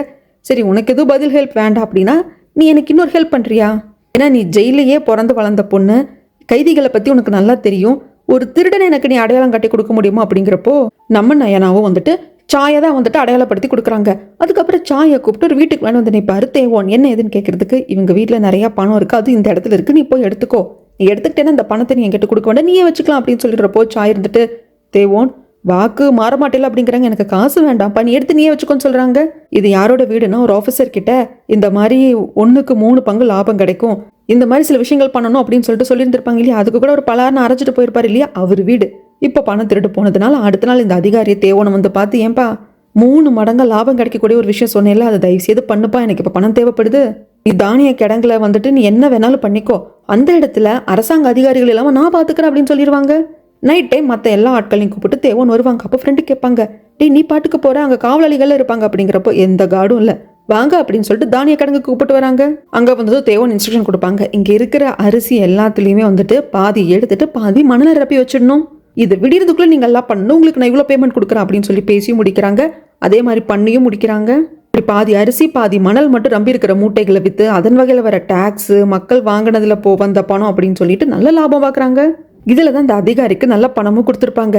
நல்ல பணம் கிடைச்சிருச்சு அப்படிங்கிறதுக்காக இந்த பிஸ்னஸ் வந்து அதை எடுத்துக்கிறது இல்லை. டே என்னடா வேலை பண்ணி வச்சிருக்க தேவோன், இதுவும் ஐடியாவா அப்படின்ட்டு தேவோனை போட்டு அடியடி நடிக்கிறாங்க. மக்களோட சாப்பாட்டில் மண்ணை போட்டிருக்கடா அப்படிங்கிறப்ப இதை பாருங்க, அந்த குடோன்ல இந்த தானியங்கள்லாம் பல வருடமா அங்கேயே இருந்து அழுகி போனாலும் போகுமே தவிர்த்து அதை மக்களுக்கு அவங்க எடுத்து கொடுக்க மாட்டாங்க, அதை எந்த வகையில் யூஸ் பண்ண அப்படிங்கிறப்போ எந்த வகையில் யூஸ் பண்ணாலும் அரிசியோட மண்ணை கலக்கிருக்க, இதெல்லாம் எப்பேற்பட்ட பாவம் தெரியுமா, இப்படியெல்லாம் யோசிக்கிறதுக்கு உனக்கு யாரை சொல்லி கொடுத்தாங்க, என் கண்ணு முன்னுக்கு இருக்கக்கூடாது போ அப்படின்னு சொல்லிட்டு தேவோனை துரத்தி விட்டுருவாரு. வெளியே வரப்போ ஃப்ரெண்டு வந்து அப்படியே கண்ணத்தை பிடிச்சிட்டு வருவாங்க. அவர் அடிச்சு அடியிலையும் பல்லே போயிருக்கு போல இருக்குன்ட்டு. ஆனால் தேவோன் சிரிச்சுட்டு தான் போவாங்க. இந்த பக்கம் சிறையை தான் காட்டுறாங்க. இன்னொரு கைதியை போலீஸ் அதிகாரிகளை கூப்பிட்டு வராங்க. இவங்க மிங் நாட்டை சேர்ந்தவங்களாம், மிங் நாடுன்னு சொல்றாங்க இல்லைங்களா, ஆனால் அங்கே சைனீஸ் பேசுறாங்க. ஆனால் இங்கே வந்து அதை மிங் நாடு அப்படின்னு தான் சொல்றாங்க. நாமளும் அப்படியே சொல்லிக்கலாம். எல்லா கைதிகளும் வந்தாச்சு, இப்போ கைதிகளை ட்ரெஸ்ஸை வந்து கழட்டுங்க, நாங்கள் செக் பண்ணோம் அப்படின்னு சொல்லிட்டு வார்டன் பண்ணிக்கிட்டே இருக்கிறப்போ அந்த மிங் நாட்டை சேர்ந்த கைதி ஏதோ அத்துமீறி உள்ள வந்துட்டாங்க போல இருக்கு, அதனால ஜெயில பிடிச்சி போட்டிருக்காங்க. அந்த ஆள் கத்தி எடுத்து கழுத்தில் வச்சிருவான், என்னை வந்து போக விடலன்னா வார்டனை வந்து குத்திடுவான் அப்படின்னு சொல்லிட்டு எல்லாருக்கும் என்ன பண்ணுறது எது பண்ணுறதுன்னு தெரியல. அங்கே நயனா வந்துட்டு அவங்க கிட்ட வந்து சைனீஸில் பேசுகிறான், நீ விட்டுற அந்த மாதிரிலாம் சொல்லிட்டு 2 பேரும் சைனீஸ்லேயே கம்யூனிகேட் பண்ணிட்டு இருக்காங்க. ஆனால் அவன் விடுற மாதிரி கிடையாது, அப்படியே கொஞ்சம் கொஞ்சமாக பேசிட்டே கிட்ட வந்து அந்த கைதியோட பாடியில் இருக்கிற ப்ரெஷர் பாயிண்ட்டை வந்துட்டு பஞ்சு கொடுக்கறது மூலியமாக எப்படியோ வார்டனையும் காப்பாற்றிடுறான். எல்லாருக்கும் ரொம்ப சந்தோஷம். சீஃப் எல்லாம் பாராட்டி தள்ளுறாரு. ஆமாம் நீ மிங் லாங்குவேஜ் நல்லா பேசினியாமா அப்படிங்கிறப்போ, ஐயோ நான் கொஞ்சம் கொஞ்சம் கற்றுக்கிட்டேன், அந்தளவுக்கு நல்லா பேச மாட்டேன், ஓரளவுக்கு தான் தெரியும் அப்படிங்கிறாங்க. ஓரளவுக்கா நல்லா சரளமாகவே பேசுகிறேன் அப்படிங்கிறாங்க. சரி அதெல்லாம் இருக்கட்டும், டக்குன்னு இப்படி அவன் நில தடுமாறி போனான் அப்படிங்கிறாங்க. இல்லை அவன் பாடியில் இருக்கிற ப்ரெஷர் பாயிண்ட்டில் ஒரு பஞ்சு கொடுத்தான், அவ்வளோதான், அதை நில தடுமாறிட்டான் அப்படின்னதும் சீஃபுக்கு இன்னும் சந்தோஷம். உன்ன மாதிரி ஒருத்தி தாமா இந்த ஜெயிலுக்கு வார்டனா வேணும், இதுக்கப்புறம் வார்டனுக்கு நீ அசிஸ்டன்ட் கிடையாது, உன்னை நான் அஃபிஷியல் வார்டனா அப்பாயிண்ட் பண்ணுறோம் அப்படின்னு சொன்னது செம்ம சந்தோஷமா இருக்கு. அந்த சந்தோஷத்தில் ஒரு கொடுத்த கிஃப்ட் எல்லாம் எடுத்துக்கொண்டு வந்துட்டு பார்க் கிட்ட கொடுக்கலாம் அப்படின்னு சொல்கிறாங்க. என்ன ஏதுன்னு கேட்குறப்போ இந்த நடந்து எல்லாத்தையும் சொல்லிட்டு அதுக்காக எனக்கு பாராட்டி கிஃப்ட் எல்லாம் கொடுத்துருக்காங்க, என்னை வார்டனா அப்பாயிண்ட் பண்ணியிருக்காங்க அப்படின்னு சொல்கிற சமயத்தில் அப்படியா சரி, கத்தியோட வார்டனை மிரட்டின அந்த கைதியை எப்படி நீ சமாளிச்ச அப்படிங்கிறப்ப நீங்கள் சொல்லி கொடுத்தீங்க இல்லையா, உடம்புல இருக்கிற அந்த ப்ரெஷர் பாயிண்ட்டை எப்படி வந்து பஞ்சு கொடுக்கணும், அதன் வகையில் ஒருத்தவங்க நிலக்குலைய செய்ய முடியும் இல்லையா, அதை வச்சு தான் பண்ணேன் அப்படிங்கிறப்போ பாருக்கு நிதானமாக சொல்லுவார், இதை பாரு நயனா, நீ மார்ஷல் ஆர்ட் கற்றுக்க உன் லைஃப் அப்படிங்கிறது உனக்கு ரொம்ப ஹார்டாக போயிடும். இப்போவும் ஒன்றும் பிரச்சனை இல்லை, நீ நிஜமாலுமே மார்ஷல் ஆர்ட் கற்றுக்கணுமா அப்படின்னு கேட்குறப்போ, ஐயா நான் ஏற்கனவே சொல்லியிருக்கேன், நான் எதுக்காக மார்ஷல் ஆர்ட் கற்றுக்கணும், போலீஸில் வந்துட்டு நான் லேடி போலீஸ் ஆகணும் அப்படிங்கிறது எல்லாத்தையும் உங்ககிட்ட சொல்லியிருக்கேன். அதனால என்ன நடந்தாலும் சரி நான் முன் வச்ச காலை பின் வைக்கிறதா இல்லை, என் அம்மாவுக்கு என்ன நடந்தது அப்படிங்கிறது நான் கண்டிப்பாக கண்டுபிடிக்கணும் ஐயா, ப்ளீஸ் எனக்கு நீங்கள் சொல்லி கொடுங்க, இப்படிலாம் கேட்காதீங்க அப்படிங்கிற சமயத்தில் அவள் கழுத்துலேயே அந்த மோதிரத்தை வந்து போட்டுருந்துருப்பாங்க. அதை எடுத்து காட்டுறா, இதுதான் என் அம்மா எனக்கு கடைசியாக விட்டுட்டு போனது அப்படின்னு சொல்லிட்டு அதை பார்த்தவர் அமைதியாயிடுவார் பார்க்க. அதுக்கப்புறமாக இங்கே வந்து தேவனை பார்க்கறதுக்கு ஃப்ரெண்டு வராங்க. ஆக்சுவலாக உன்னை அடிச்சு அனுப்பிச்சிட்டாலும் பிஸ்னஸ் மேனுக்கு உன்னை பிடிச்சிருக்கு, திடீர்னு என்னை கூப்பிட்டு உன்னை பற்றி நிறைய கேள்விகள் கேட்டாருடா, எல்லாத்துக்கும் ஆனஸ்டாக தான் பதில் சொன்னேன், ஒளிச்சு மறைச்செல்லாம் பேசல அப்படிங்கிறாங்க. எப்போ வேணா உன்னை பார்க்க கூப்பிடுவாரு, சரி இப்போ நம்ம செலிப்ரேட் பண்ணோம், அதுக்காக சொசுறு போகலாமா அப்படிங்கிற சமயத்தில் இல்லை இன்னைக்கு அம்மாவோட நினைவு நாள், அதனால என் அம்மாவை புதைச்சிருக்க இடத்துக்கு போய் நான் அவங்களுக்கு வந்து மரியாதை செலுத்தணும் அப்படின்னு சொல்லிட்டு இங்கேருந்து கிளம்புறாங்க. ஒரு வீட்டுக்கு வந்து முன்னாடி ஒரு பேக் இருக்கும், அதை எடுத்துகிட்டு போகலாம் அப்படிங்கிறப்போ ஒரு லேடி வருவாங்க.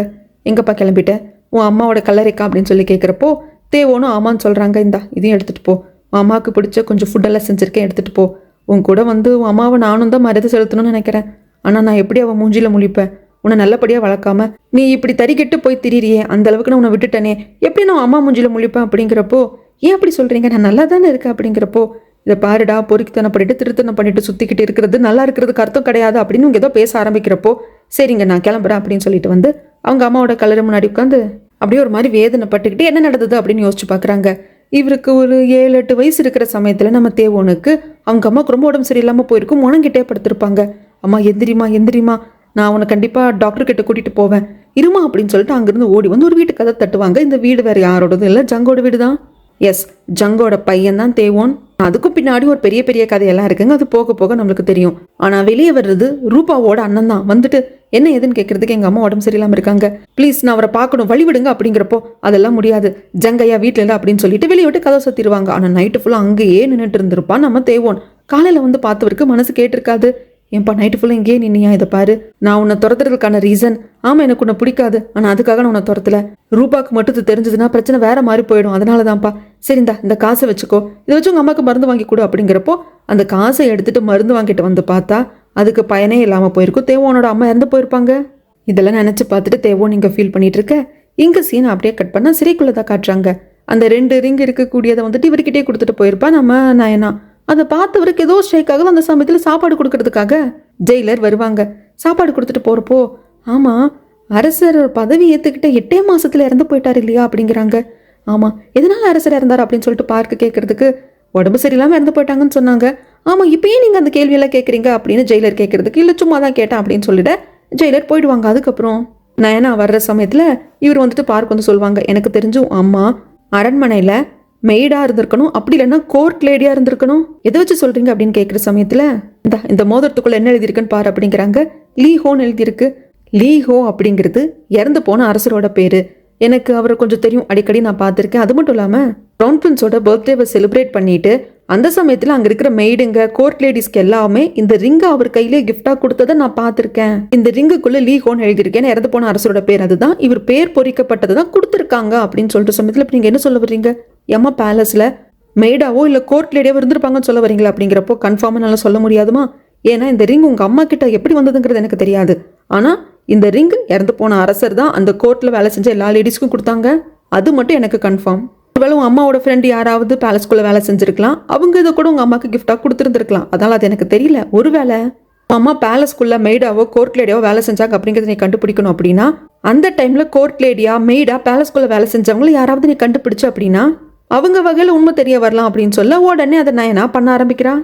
சாயோட ஹெல்ப் மூலியமாக ஒரு இடத்த கண்டுபிடிக்கிறான். இங்க ஒரு வயசான பாட்டிமா இருக்காங்க, இவங்க ஒரு இளவரசிக்கு மெய்டா இருந்திருக்காங்க, இவங்களை கேட்ட ஏதாவது தெரியும் அப்படின்னு சொல்லிட்டு காட்டி கொடுக்குறாங்க சாய். அதுக்கப்புறம் அந்த பாட்டிமா வந்து வெளியே கூப்பிட்டு, இந்த நம்ம நாட்டோட இளவரசிக்கு நீங்க ஒன் ஆஃப் த மெய்டா இருந்திருக்கீங்களாமே, இதை வந்து நான் கேள்விப்பட்டேன், உங்களுக்கு இறந்து போன அரசர் லீஹோவை பத்தி தெரியுமா, அவரோட கோர்ட் லேடிஸ் மெய்டை பத்தி எல்லாம் தெரியுமா அப்படின்னதும் இந்த அம்மா சட்டையை பிடிச்சிட்டு, ஏய் யார்டி நீ, இதுக்கப்புறம் இங்கே வரக்கூடாது போ அப்படின்னு சொல்லிட்டு பயங்கரமா திட்டி விட்டு இவங்க உள்ள போய் கதை சாத்திப்பாங்க.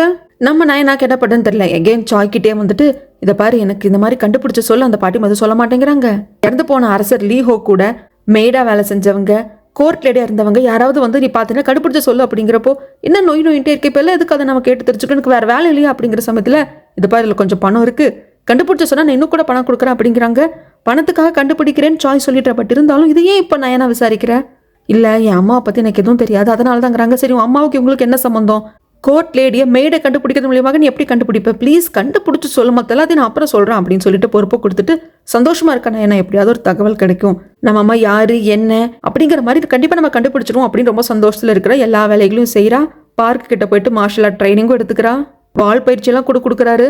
அதுக்கப்புறமாக வேலை செஞ்சுட்டே இருக்கிற சமயத்தில் வார்டன் இருந்துட்டு நயனா வெளியே போமா, கேட்டுக்கு வெளியே சாய் நிற்கிறவனை பார்க்கணும்னு சொன்னா அப்படிங்கிறப்போ நயனா சந்தோஷமா வருவா, ஏதாவது தகவல் கிடைச்சிருக்குன்னு சொல்லிட்டான். நான் வந்ததும் சாய் இருந்துட்டு இதா நீ எனக்கு கொடுத்த காசு, இது நான் சேர்த்து வச்ச காசு எல்லாத்தையும் வச்சுக்கோணும், ஆனால் தயவு செய்து இதுக்கப்புறமாக இந்த வேலையை கொடுக்காது, நீயும் அந்த கோர்ட் லேடிஸ் யாரு மெய்டு யாருன்னு கண்டுபிடிக்க பார்க்காது அப்படிங்கிறாங்க. என்ன சேதாச்சு அப்படிங்கிறப்போ நயனா பிறந்து 15 வருஷம் ஆகுதுங்க. ஸோ 15 வருஷத்துக்கு முன்னாடி யாரெல்லாம் கோர்ட் லேடியா மெய்டா இருந்தாங்க அப்படிங்கிறத விசாரிக்க சொல்லியிருப்பா. அந்த டைம்ல நான் எல்லாரும் ஒருத்தங்களா விசாரிக்க போனப்போ கோர்ட் லேடிஸ் எல்லாரும் செத்து போயிருந்தாங்க. சரி அவங்க செத்தது வந்து நேச்சரா இருக்குன்னே வச்சுக்கலாம், ஏன்னா அவங்க எல்லாம் வயசானவங்க. ஆனால் மெய்டுங்களும் இறந்து போயிருந்தாங்க. அங்கதான் ஃபிஷியா இருக்கு, ஏன்னா அவங்க எல்லாமே வந்து சின்ன வயசுல இறந்து போயிருக்காங்க. கண்டிப்பா என்னமோ ஒன்று இருக்கு நயனா, ப்ளீஸ் இதுக்கப்புறம் இதை பத்தின எந்த ஒரு விஷயத்தையும் என்கிட்டயும் கேட்காத, கண்டுபிடிக்க சொல்லாத, நீயும் வந்து எதையும் யோசிக்காத, என்னமோ ஒரு பெரிய மர்மம் இருக்கு அப்படின்ட்டு சாய் சொல்லிட்டு பயந்துட்டு அங்கிருந்து போயிடுவாங்க. நயனாக்கு மனசே ஏத்துக்க மாட்டேங்குது. யாராவது ஒருத்தர் 2 பேர் சாகலாம் ஓகே, எல்லாரும் சாகணும், அப்படி பார்த்தா நம்ம அம்மாவி கொல்ல பார்த்துருக்காங்க, அப்போ என்னமோ ஒன்று இருக்கு அப்படின்னு சொல்லிட்டு இவளுக்குள்ள அடிச்சுக்கிட்டே இருக்கு. ஆனா நயனாவெல்லாம் அமைதியா இருக்க முடியாது, ஏதாவது கண்டுபிடிக்கணும் இல்லையா. சாய் இதுக்கப்புறமாக ஹெல்ப் கேட்க முடியாது. அதனால ஏற்கனவே ஒரு பாட்டிமா பார்க்க வந்தாங்க இல்லையா, ஒரு இளவரசிக்கு இவங்க மேடா இருந்திருப்பாங்க இல்லையா, அவங்கள பார்க்க வராங்க. பாட்டிமா அப்படின்னு கூப்பிட்டு உள்ள வந்து பார்த்தா யாரோ அவங்கள கொண்டுட்டு போயிருக்காங்க. அந்த ரத்தத்தை பார்த்து பயந்து நயனா அடிச்சு பிடிச்சி ஓடி வந்துருவா. ஸோ யாரோ இவங்களை வந்து விசாரிக்கிறாங்க அப்படின்னு தெரிஞ்சதுனால இந்த பாட்டிமாவை கொண்டிருக்காங்க. நயனாக்கு அப்படியே திக்குன்னு இருக்கு. பயந்து போய் அப்படியே உட்காந்தவ 5 வருஷம் கடந்து போகுது. இப்போ நயனா இன்னும் கொஞ்சம் பெரிய பொண்ணாயிட்டா, 20 வயசு பொண்ணாயிட்டா. ஆனால் இன்னும் அம்மா யார் என்னங்கிறத கண்டுபிடிக்கணும், அம்மாவுக்கு நடந்தது என்ன கண்டுபிடிக்கணும் அப்படின்னு மனசுல உறுதியாக தான் இருக்கா. அந்த சமயத்தில் நம்ம டீச்சரை காட்டுறாங்க, ரிலீஸ் ஆயிட்டாரு. ஒரு பிரிட்ஜில் நின்றுட்டு யாரோ பல்லக்குள்ள போறாங்க, அவங்கள போக விடாம தடுத்து நிறுத்துறாங்க. பல்லக்குள்ள இருக்கிறது வேற யாரும் கிடையாது, ரூபா தான். அது ரூபான்னு தெரிஞ்சதுனாலதான் நீ இந்த பக்கமாக தாண்டி போக கூடாது, உன்னாலதான் இந்த நாடு இந்த அளவுக்கு மோசமாயிருக்கு, நீ நல்லவ கிடையாது, இந்த நாட்டில் நடக்கிற அத்தனை பிரச்சனைக்கு மூல காரணமா இருக்கிறவ நீ தான். அது மட்டும் இல்லாம நீ ஒரு கான்குபைன், உனக்கு அந்த அதிகாரம் கிடையாது அப்படி இப்படின்னு சொல்லிட்டு டீச்சர் சொல்றப்போ இந்த ரூபா சண்டையில போடுறதுல அமைதியா கிட்டக்க வந்து சரி நான் திரும்பி பல்லக்கு திருப்பிட்டு போயிடுறேன், வேற வழியா போயிடுறேன், ஆனா இன்னைக்கு நீங்க பண்ணதுக்காக ஒரு நாள் வருத்தப்படுவீங்க அப்படின்னு சொல்லிட்டு அவ பாட்டுக்கு போயிடுவா. மக்கள் எல்லாம் கை தட்டுவாங்க. டீச்சர் செம போங்க, அவளையே திரும்பி போக வச்சிட்டீங்களே அப்படிங்கிறாங்க. நீங்கெல்லாம் நினைச்சிட்டு இருக்கீங்க நான் அவளை வந்து ஏதோ ஜெயிச்சிட்டதாக இல்லை, அவள் என்ன ஜெயிச்சுட்டு தான் போறா, அசால்ட்டா என்ன ஹேண்டில் பண்ணிட்டா அப்படின்னு சொல்லிட்டு யோசிக்கிறாங்க. அதுக்கப்புறம் என்ன, ஜெயில இருந்து ரிலீஸ் ஆகி வந்தவர் அகெயின் ஜெயிலுக்குள்ளேயே வராரு. இப்படி தாங்க ஏதாவது ஒன்று பண்ணிட்டு ஜெயிலுக்குள்ள வந்துகிட்டே இருப்பாரு. பப்ளிக் நியூசன்ஸ், ரூபாவை எதிர்த்து பேசிட்டாங்க அப்படிங்கிறதுக்காக அகெயின் டீச்சர் ஜெயிலுக்குள்ள வராரு. டீச்சர் அசால்ட்டா தான் வராரு. இன்னைக்கு என்ன ஃபுட்டு, ஒரு பிளேட் அனுப்பிச்சு வச்சிருங்க அப்படின்னு சொல்லிட்டு அசால்ட்டா தான் ஜெயிலுக்குள்ள வராரு. இவருக்கு சாப்பாடு எடுத்துட்டு நயனா தான் வருவா. வந்த நயனாவும் கேட்பா, டீச்சர் வெளியே போனீங்கன்னா நிம்மதியா இருக்கலாம்ல, ஏதாவது குட்டி கலாட்டா பண்ணிட்டு அகெயின் ஏன் ஜெயிலுக்குள்ள வரீங்க அப்படின்னு கேட்குறப்போ நான் ரிலீஸ் ஆனதுமே இந்த நாட்டு மொத்தமும் அப்படியே நடந்தே போய் பார்த்தேன்டாமா, எந்த மக்களுமே கம்ஃபர்டபுளா நிம்மதியா கிடையாது. அதுக்கு காரணம் என்ன தெரியுமா, இந்த நாட்டோட ராஜமாதா இருக்கா இல்லையா, அவளோவ தம்பியான ஜங்கு, அவனோட கான்குபைனான ரூபாவும் தான். இவங்க தான் எல்லாத்துக்கும் காரணம். அதனால தான் மக்கள் கஷ்டப்படுறாங்க. இதெல்லாம் என்கிட்ட ஏன் சொல்றீங்க, இதெல்லாம் தெரிஞ்சுக்கிட்டு நான் என்ன பண்ண போறேன் அப்படின்ட்டு போக பார்க்க, இதை பாரு நயனா, இப்போ நீ இது எதுக்கு எனக்கு அப்படின்னு நீ நினைக்கலாம், ஆனால் ஒரு காலத்தில் இது உனக்கு தேவைப்படும். இது எல்லாத்தையும் தலையில் ஏற்றுக்கிட்டு நீ தான் எல்லாத்தையும் மாற்ற போற, அதுதான் உன் விதி அப்படிங்கிறப்போ சும்மா சொல்லாதீங்க அப்படின்னு சொல்லிட்டு நயனா வந்துடுவா. ஆக்சுவலாக டீச்சருக்கு ஃப்யூச்சரை நல்லா கணிச்சு சொல்ல முடியும். அதை தான் இப்போ நயனாக்கு சொல்லியிருக்காங்க. அன்னைக்கு ஜங்கு கிட்ட சொல்லாததுக்கான ரீசன், ஜங்குக்கு சொல்றதுக்கு அவருக்கு விருப்பம் இல்லை. இங்கே மிக்நாட்டில் இருந்துட்டு சில பட்டு துணிகள் எல்லாம் வரும். அதை போலீஸ் அதிகாரிகள் வந்து எல்லாம் பறிமுதல் பண்ற மாதிரி தான் தெரியுது. ஆனா அங்க போலீஸ் அதிகாரி கிடையாது. தேவோனோட தலைமையில போலீஸ் அதிகாரிகள் மாதிரி வந்த ஆட்கள். இங்க சீன் அப்படியே கட் பண்ண நயனாவை தான் காட்டுறாங்க. நயனாவோட ஆசையே வந்து போலீஸ் டிபார்ட்மெண்ட்ல லேடி போலீஸ் ஆகணும் அப்படிங்கிறதானுங்க. அதுக்கான டெஸ்ட் இன்னைக்கு நடக்குது. அதுக்கு தான் நயனா கிளம்பிட்டு இருக்கா. அப்படி போறப்போ எதுக்கால காங்தி எதிர்ச்சியா வருவாங்க. ஆனா காங்தேவுக்கும் நயனாவுக்கும் அடையாளம் தெரியல. அப்படியே கிராஸ் ஆயிட்டு போயிடுவாங்க. 5 வருஷம் கடந்து போச்சு. லைட்டா மீச வச்சதுனாலேயே காங்தேவோட அடையாளமே மாறிட்ட மாதிரி இருக்கு. இங்க செலக்ஷனுக்காக நிறைய பொண்ணுங்க வந்திருப்பாங்க. ஆனா அவங்க எல்லாரும் விட நம்ம நயனா ரொம்ப ஸ்ட்ராங்கா இருக்கா, பயங்கரமா டஃப் கொடுக்குறா. இது எல்லாத்தையும் எல்லா போலீஸும் பார்த்துட்டு தான் இருக்காங்க. இங்க ஜங்கோட வீட்டை தான் காட்டுறாங்க. கிச்சன்ல ஜங்கோட பொண்ணான ஷினி இருக்கா இல்லையா, அவ வந்து குக்கிங் எல்லாம் பண்ணிட்டு இருப்பான். அது ரூபா வந்து பார்த்துட்டு என்னடி பண்ற அப்படின்னு கேட்கறதுக்கு, போர் அடிச்சதுமா, அந்த கிச்சன்ல ஏதாவது வேலை இருக்கான்னு பார்க்கலான்ட்டு வந்த, போர் அடிச்சதுன்னா புக் ஏதாவது படி, எம்ப்ராய்டரி பண்ணு, இங்க எதுக்கு வந்து அப்படின்னு சொல்லி திட்டி கூப்பிட்டு வந்துருவாங்க. ஏண்டி இப்படி எல்லாம் பண்ற, நீ ராணி மாதிரி வாழ வேண்டியவ, எதுக்கடி இதெல்லாம் பண்ணிட்டு இருக்க அப்படிங்கிறப்போ, அம்மா உனக்கு ஒண்ணு புரிய மாட்டேங்குது. நம்ம கிட்ட இருக்கிற சர்வெண்ட்ல இருந்து, இந்த நாட்டுல இருந்த மக்கள் இருந்து எல்லாருமே நம்ம கிட்ட இருக்கிற இந்த அதிகாரத்துக்காக பயப்படுறாங்க, பயந்து மரியாதை கொடுக்குறாங்க. மனசுல இருந்து மரியாதை வர்றது இல்லம்மா. என்னை பாக்குறப்போ வணக்கம் மேடம் அப்படின்னு மரியாதையா வந்து சொல்றவங்க, நான் போனதுக்கு அப்புறம் என் பின்னாடி கான்குபைன் பொண்ணு தான் வந்துட்டு இலக்காரமா பேசுறாங்க. எனக்கு மனசு புரியுதுமா, ஒரு நல்ல பெரிய குடும்பத்துல நான் வாக்கப்பட்ட பொண்ணு ஆசைப்படுறேன். ஆனா அது நடக்குமான்னு எனக்கு தெரியல. ஏன்னா நான் ஒரு கான்குபைனோட மகள். அந்த பேர் என்கிட்ட ஒட்டிட்டு இருக்கிற வரைக்கும் அப்படி ஒரு விஷயம் லைஃப்ல நடக்காது. எனக்கு வேணுங்கிறதெல்லாம் என்ன பிடிச்ச ஒரு மனுஷன், நான் காதலிக்கிற ஒரு மனுஷன், அவ்வளவுதான். அவருக்கு சமைச்சு கொடுத்துட்டு வீட்டை பார்த்துக்கிட்டு ஒரு சிம்பிளான லைஃப் வாழணும் தாமா நான் நினைக்கிறேன். ப்ளீஸ்மா புரிஞ்சுக்கோமா அப்படிங்கிறப்போ, என்னடி பேசிட்டு இருக்க, யாரடி உன்னை கான்குபைனோட பொண்ணுன்னு சொன்னதும் அப்படிங்கிற சமயத்துல ஒரு லேடி வருவாங்க பேசுறதுக்காக. அவங்க வந்ததும் சரி ஷினி நீ போ அப்படின்னு சொல்லிடுறாங்க. வந்த லேடி இருந்துட்டு ஏன் முகம் ஒரு மாதிரி வாட்டமா இருக்குன்னு கேட்குறாங்க. இப்போ வந்திருக்காங்க இல்லைங்களா, இந்த லேடி ரூபாவோட அண்ணாவை கல்யாணம் பண்ணவங்க. நான் இவங்கள அண்ணினே சொல்றேன். ஏன் முகம் வாட்டமா இருக்குன்னு அண்ணி கேட்கறதுக்கு, அதெல்லாம் ஒன்றும் இல்லை, நீ சொல்லு என்னாச்சு, டிரான்சாக்ஷன் அப்படியே முடிஞ்சதா, கூட்ஸ் எல்லாம் நமக்கு வந்து சேர்ந்துச்சு அப்படிங்கிறப்போ, இல்லை நம்ம கூட்ஸ் எடுத்துட்டு வர்றப்போ போலீஸ் டிபார்ட்மெண்ட்டை சேர்ந்த ஆட்கள் எல்லாம் வந்துட்டு பறிமுதல் பண்ணிட்டு போயிட்டாங்க அப்படிங்கிறாங்க. அப்படி நடக்கிறதுக்கு வாய்ப்பே கிடையாது. ஏதோ ஒரு திருட்டுத்தனம் நடந்திருக்கு. போலீஸ் மாதிரி யாரோ தான் வந்திருக்காங்க. கண்டிப்பா போலீஸ் டிபார்ட்மெண்ட் நம்மள மீறி வேலை செய்யாது. அது யார் என்னன்னு கண்டுபிடிங்க அப்படின்னு சொல்லிடுறாங்க ரூபா. இது எல்லாத்தையும் பண்ணது தேவோன்னு தான். ஃப்ரெண்டுக்கு நிறைய கூட்ஸ் எல்லாம் வந்திருக்கு, செராமிக் பாட்ஸ் எல்லாம் வந்திருக்கு, எல்லாம் ஓகே. ஆனா இது நம்மளோட முதலாளிக்கு தெரியாது. அவருக்கு தெரிஞ்சதுன்னா, அதுவும் ஜங்கு கிட்டி ரூபா கிட்டி மோதிரம் தெரிஞ்சதுன்னா பயங்கர பிரச்சனை ஆயிடும், பாத்துக்கோ தேவோன் அப்படிங்கிறப்போ, இதை பாஸ் கிட்ட இருந்து மறைச்சிரு, மற்றதெல்லாம் நான் பாத்துக்கிறேன் அப்படிங்கிறாங்க. இப்படி பிசிக்கல் எக்ஸாமினேஷன் எல்லாத்தையும் நம்மளோட நான் என்ன தேடி வந்துட்டா. அதுக்கப்புறமாக நிறைய கொஸ்டின்ஸ் கேட்குறாங்க. டான் ஆன்சர் பண்றா. இந்த குற்றத்துக்கு என்ன தண்டனை, இந்த சட்டம் எப்போ மாற்றி அமைக்கப்பட்டுச்சு, அப்படி இப்படின்னு கேட்குற கொஸ்டின்கெல்லாம் டான் ஆன்சர் பண்றா. கொஸ்டின் கேட்டுட்டு இருக்கிற போலீஸ் ஆஃபீஸர்ஸே ஆடி போயிடுவாங்க. அதுக்கப்புறமாக ஜங்கு வந்து ராஜமாதாவை பார்க்க வராங்க. இவங்க பக்கத்து நாடான மிங்கு நாடுக்கும் இவங்களுக்கு ஒரு நல்ல உறவு முறை தான் போயிட்டு இருக்கு. நான் என்னதான் இருந்தாலும் பக்கத்து நாடு எப்ப வேணா முட்டிக்கும் முணங்கிக்கும் இல்லையா, அப்படியும் வந்து சில விஷயங்கள் இருந்துகிட்டு தான் இருக்கு. அப்படி அந்த நாட்டுல இருந்து ஒரு அதிகாரி இவங்க நாட்டுக்கு வர போறாங்களாமா. அதை பத்தி பேசுறப்பதான் தெரிய வருது, அப்படி வர அதிகாரி வேற யாரும் இல்லை, இவங்க நாட்டை சேர்ந்தவங்க தான். அவர் வந்து 14 வயசா இருந்தப்போ அவரோட ஃபேமிலிக்கு ஏதோ ஒரு பிரச்சனை நடந்திருக்கு. அப்போ உயிரை வந்து காப்பாத்திக்கணும் அப்படிங்கிறதுக்காக 14 வயசு பையனா இருந்தவர் அந்த மிங்கு நாட்டுக்கு ஓடி போயிட்டாரு. அங்க போயிட்டு அங்கேயே வாழ்ந்து இப்ப பெரிய அரசாங்க அதிகாரியாவும் மாறிட்டாங்க. இப்ப அவர் இங்க திரும்பி வராரு அப்படிங்கிறப்ப கண்டிப்பா நம்ம நாட்டு மேல அவருக்கு பற்று இருக்காது.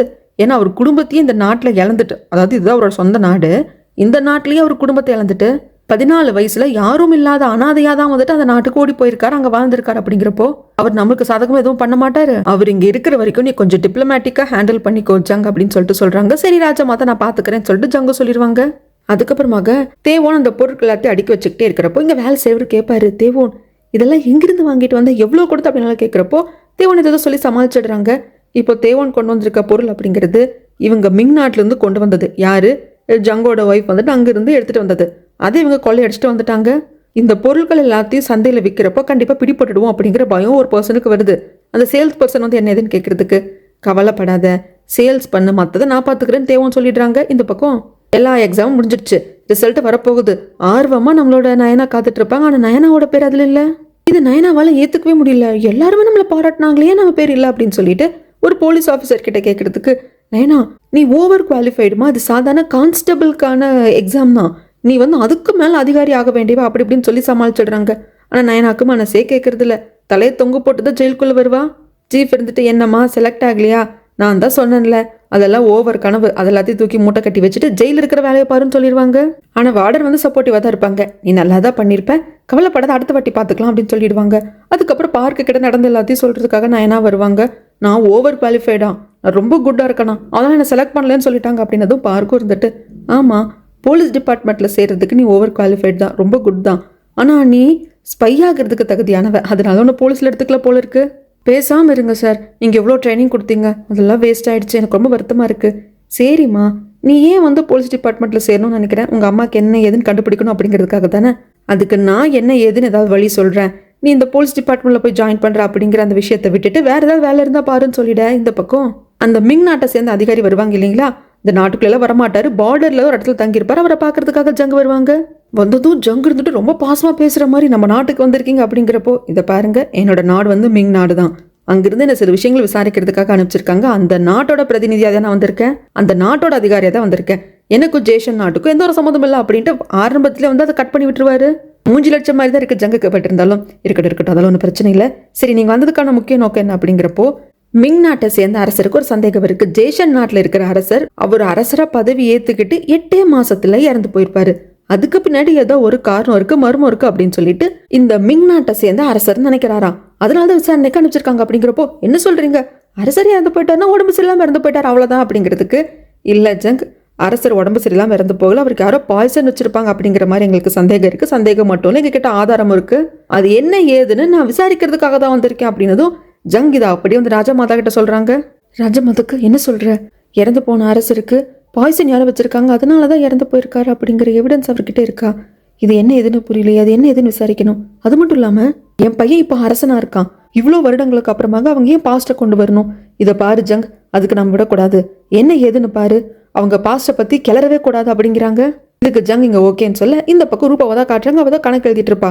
அப்ப அண்ணா வந்துட்டு, ரூபா உங்ககிட்ட இல்லாத காசா, இந்த மாதிரி 10-15 வீடு இருக்கு, போதுங்கிற அளவுக்கு பணம் இருக்கு, உன்னோட கபோர்டில் வைக்க முடியாத அளவுக்கு தங்க கட்டிகள் இருக்கு, இவ்வளவும் இருக்கிறப்போ பிஸ்னஸ் பண்ணணும், வாணிகம் பண்ணணும் அப்படின்னு சொல்லிட்டு ஏமா இறங்குற? அதிகப்படியான பேராசை அப்படிங்கிறது நம்மளுக்கு தாமா நட்டம் அப்படிங்கிறப்போ, அண்ணா நீங்க உங்க ஏஜுக்கு ஏற்ற மாதிரி பேசுறீங்க, ஆனா என்கிட்ட இருக்கிற பணம் இதெல்லாம் வந்து நான் ஒரு குடும்பத்தலைவே இந்த குடும்பத்தை நடத்துறதுக்கு போதுமானதா இருக்கு, இந்த நாட்டை நடத்துறதுக்கு இன்னும் நிறைய பணம் தேவைப்படுது, அதுக்காக தான் எல்லாம் பண்ணிட்டு இருக்கேன் அப்படிங்கிறப்போ அண்ணி ஓடி வந்து, நாம மிங் நாட்டில இருந்து நிறைய பொருட்கள் கொண்டு வந்தோம் இல்லையா, அதை போலீஸ் டிபார்ட்மெண்ட்டை சேர்ந்தவங்க வந்து பறிமுதல் பண்ணிட்டு போனாங்க இல்லையா, அது போலீஸ் டிபார்ட்மெண்ட்டை சேர்ந்தவங்க இல்லை, யார் என்னன்னு கண்டுபிடிச்சாச்சு அப்படின்ட்டு அந்த பிசினஸ் மேன் அவங்க பேர் எல்லாத்தையும் சொல்ல, அவர் உடனே போய் பார்க்கணும் அப்படின்னு சொல்ல இந்த பக்கம் இதுக்கப்புறம் தான் இவங்களுக்கே தெரிய வருது. நம்ம தேவோனுக்கும் ஃப்ரெண்டுக்கும் தெரியும், ஆனா பிசினஸ் மேனுக்கும் மற்றவங்களுக்கு தெரியாது. அவங்க கத்துன்னு கத்துறாங்க, இதுக்குடா அந்த ஜங்கு கிட்டையும் ரூபா கிட்டையும் வச்சுக்கிட்டீங்க, அவங்க பொருட்கள்னு தெரிஞ்சுதான் பண்ணீங்களா அப்படிங்கிறப்போ தேவோன் ஆமான்னு சொல்றாங்க. பிசினஸ் மேன் கேட்குறாங்க, ஏன் பண்ண தேவோன் அப்படின்னு கேட்கறதுக்கு, இல்லை அவங்க கொண்டு வந்ததே வந்துட்டு அங்கிருந்து பதுக்கி கடத்தல் மாதிரி தான் கொண்டு வந்தாங்க, அதான் நைட்டு கொண்டு வந்தாங்க, அதை நம்ம வழிப்பறி பண்ணி திருடிட்டோம் அப்படின்னா கண்டிப்பாக அவங்களால போலீஸில் கம்ப்ளைண்ட் கொடுக்க முடியாது, அதனால தான் பண்ண அப்படிங்கிறப்போ, கரெக்டு தேவோன், லாஜிக்கலாக யோசிச்சிருக்கேன், ஆனால் ரூபா எந்த அளவுக்கு பவர் உள்ள பர்சன் அப்படிங்கிறது உனக்கே தெரியும், அவள் வேற வழி தேர்ந்தெடுப்பா உனக்கு தெரியாதா அப்படிங்கிறப்போ, அதுவும் தெரியும் தாங்க ஐயா, ஆனால் நான் பண்ணிட்டேன், எல்லா ரெஸ்பான்சிபிலிட்டி நான் ஏற்றுக்கிறேன் அப்படிங்கிறப்போ, என்னத்தடா ஏற்றுக்குவா அப்படிங்கிற மாதிரி தான் அசிஸ்டன்ட் கேட்பாரு. இந்த பக்கம் நயனா வெளியே வர சமயத்தில் யாரோ நயனாவை ஃபாலோ பண்ணுறாங்க. ஒருத்தர் 2 பேர் இல்லைங்க, நிறைய பேர். அதை நயனா சென்ஸ் பண்ணிடுறா. ஒரு இடத்துல கரெக்டாக போய் நின்றுட்டு அவங்க கூட ஃபைட் பண்ணுறா. என்ன மார்ஷல் ஆர்ட் தெரியும் இல்லையா நயனாக்கு, நல்லா ஃபைட் பண்ணுறா. ஆனால் முடியறதுல கடைசியில் லாக் பண்ணிடுறாங்க. இதுக்கப்புறம் என்ன நடந்தது அப்படிங்கிறது நான் அடுத்த வீடியோவில் வந்து சொல்கிறேங்க.